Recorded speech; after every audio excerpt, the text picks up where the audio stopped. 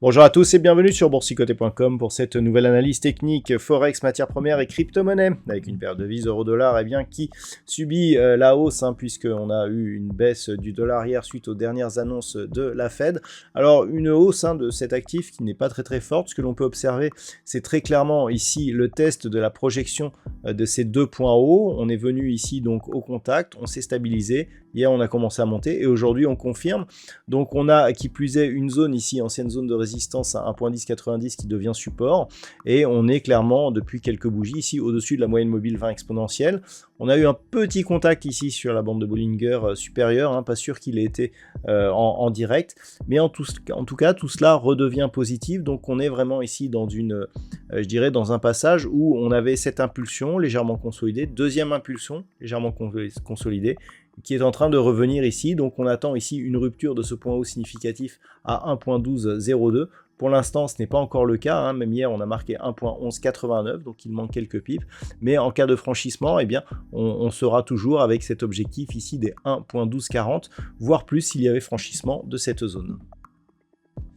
Sur la paire de devises livre sterling contre dollar américain, on confirme la poursuite du mouvement haussier. Hier, j'évoquais avec vous la possibilité d'une cassure ici de cette zone de résistance des 1.3270 et je vous disais qu'en cas de rupture, eh bien, il y avait une extension de Fibonacci ici prise sur la phase de consolidation qui pouvait nous permettre ici de projeter un objectif. Et bien cet objectif, il est viable puisqu'on est au-dessus de cette zone 1.3421. C'est donc le prochain objectif tant que les cours ici restent haussiers. Ce que l'on peut observer ici, c'est que l'on a eu une phase d'impulsion, une consolidation. On est plutôt resté ici bien sur la moyenne mobile 20 exponentielle, pas de contact sur la bolle inférieure. Le fait que l'on revienne ici tout de suite au contact de la bolle sup et que l'on inscrive un nouveau plus haut significatif va dans le sens d'une poursuite du mouvement haussier avec donc ce nouvel objectif défini.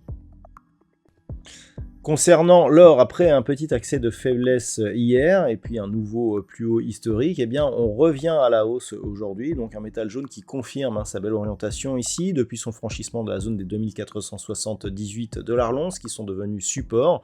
Ensuite, on avait ici trouvé cette moyenne mobile 20 exponentielle qui avait plutôt bien guidé les cours. Puis une accélération pour donc arriver à ce nouveau record, donc proche des 2600 $ l'once. On se stabilise actuellement, mais une dynamique qui reste fortement haussière sur le métal jaune.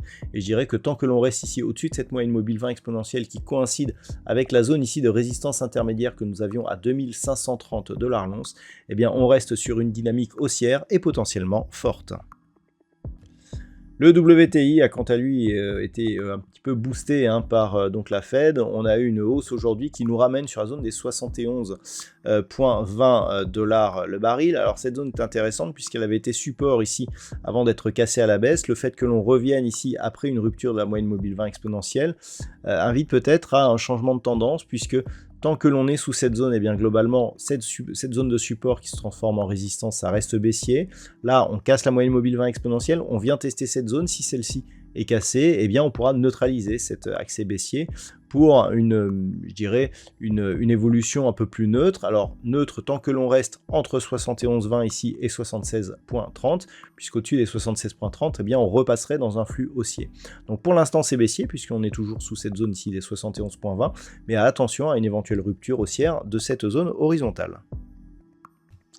Et puis enfin au niveau du Bitcoin, eh bien l'affaiblissement du dollar a boosté un petit peu à la hausse les mouvements sur cette crypto-monnaie. D'un point de vue court terme, on repasse donc dans un biais aussi un peu plus confirmé puisqu'on revient au contact ici de la bande de Bollinger supérieure après avoir testé ici la zone de moyenne mobile comme support. On repasse au-dessus des 61 000 $ l'once, donc objectif intermédiaire ici cette zone des 65 000, zone de point haut ici que nous avions eu à la fin du mois d'août. Et nous avons ici une zone à 67 100. Donc globalement, tant que l'on est ici sous ces zones, eh bien, on est toujours dans une dynamique très légèrement baissière. Quoique ici, la succession de points bas nous invite plutôt à une neutralisation de cette tendance. Ce n'est qu'au-dessus de cette zone de points haut ici que nous avons au niveau des 70 000 $ pour un Bitcoin. qu'il y aurait une petite reprise haussière qui pourrait être confirmée donc par la rupture ici de cette zone des 71 900 $ pour un Bitcoin. Donc pour l'instant, on est ici dans une phase de potentielle neutralisation, mais il en manque encore un petit peu pour repasser dans un flux haussier. Voilà donc ce que l'on peut dire sur cette analyse technique Forex matières premières et crypto-monnaie. Je vous souhaite de passer une très bonne soirée. On se retrouve dès demain pour d'autres analyses techniques, toujours sur le site boursicoté.com.